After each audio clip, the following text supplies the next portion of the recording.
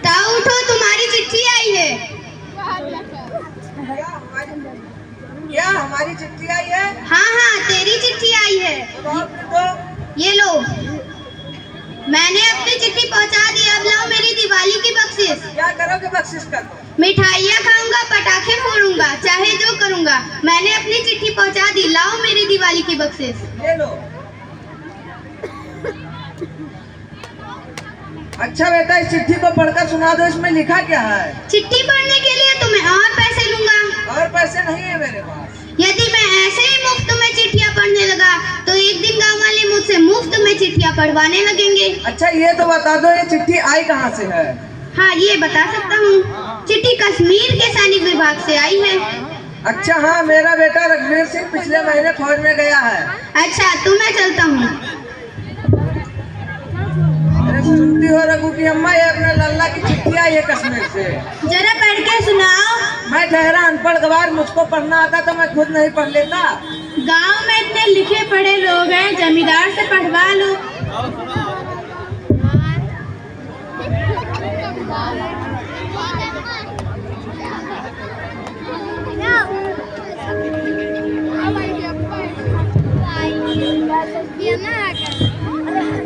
थोड़ी देर। अरे ये कौन आ रहा है? ये तो बंसी लाल आ रहा है, जो अपने वहाँ पहले काम करता था। अच्छा, जमींदार जी राम राम। राम राम। और कैसे आना हुआ? जब से तुम्हारे बेटे की फौज में नौकरी लगी तब से दिखाई नहीं पड़ रहे हो। क्या किया जाए जमींदार जी, तबीयत खराब रहती है इसलिए आना जाना नहीं हो पाता है। अच्छा ठीक है, क्या काम है बताओ। ये मेरे बेटे की चिट्ठी आई है कश्मीर से, जरा इसको पढ़ के सुना दीजिए।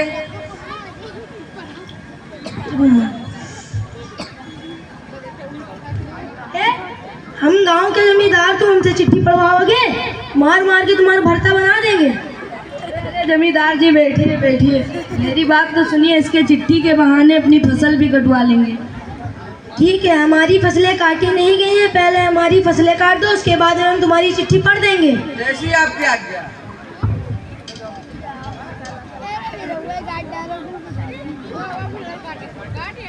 क्या हुआ, सारा काम हो गया? नहीं जमींदार जी, अभी नहीं हुआ। सुबह से कुछ खाया नहीं है, रोटी मिल जाती तो। रोटी वोटी क्यों नहीं मिलेगी? जाकर अपना काम करो।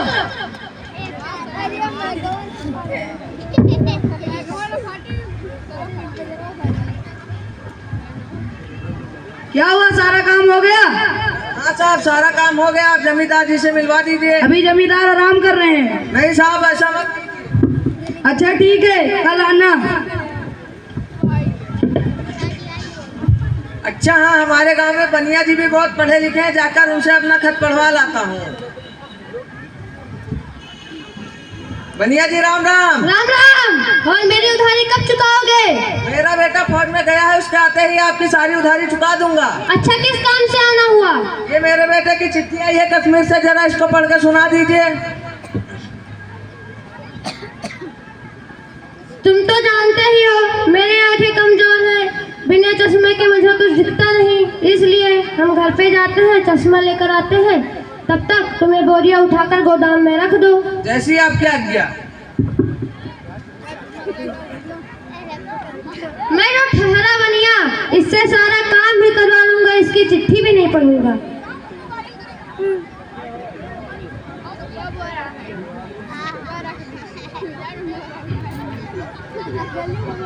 बनिया जी सारा काम हो गया, अब आप मेरे बेटे की चिट्ठी पढ़ दीजिए। तुम तो जानते ही हो राजू की अम्मा कितनी भुलक्कड़ है, उसने मेरा चश्मा पता नहीं कहाँ रख दिया है, मिल नहीं रहा है। तुम कल सुबह आना, हम तुम्हारी चिट्ठी पढ़ देंगे। ठीक है।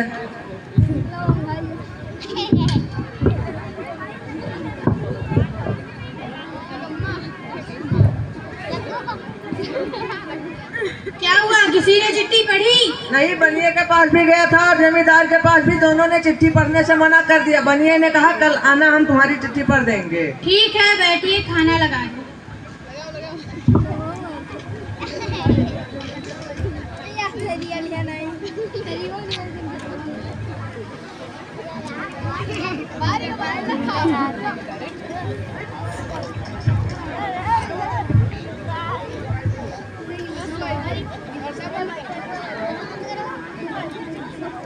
ए जी सुनते हो, उठ के चाय पी लो।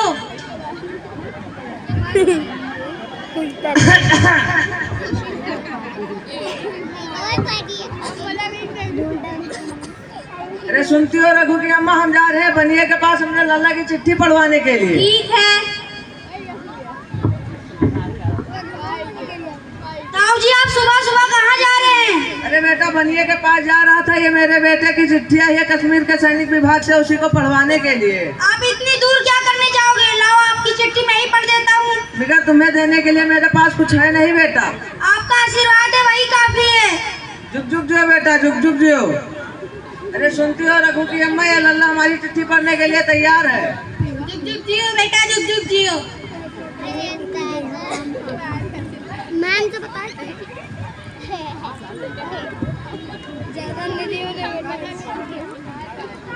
इसमें लिखा है, सेवा में बड़े दुख के साथ सूचित किया जाता है, श्रीमान बंसीलाल जी आपका बेटा रघुवीर सिंह जी युद्ध में लड़ते लड़ते शहीद हो गया है। नहीं हो सकता है भगवान ही आपने।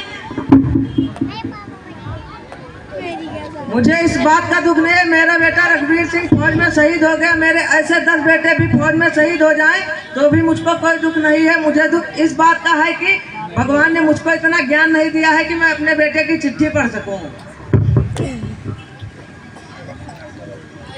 पढ़ना लिखना सीखो ओ मेहनत करने वालों, पढ़ना लिखना सीखो ओ मेहनत करने वालों, काका गागा को पहचानो अक्षर पढ़ना सीखो, काका गागा को पहचानो अक्षर पढ़ना सीखो, आइयों को हथियार बनाओ, आइयों को हथियार बनाओ, पढ़ना लिखना सीखो ओ मेहनत करने वालों। अशिक्षा आईने पर छिपी हुई उस धूल की तरह है जिसे हम शिक्षा रूपी पोछे से साफ कर सकते हैं। शिक्षा हमारे जीवन के लिए बहुत महत्वपूर्ण है। शिक्षा से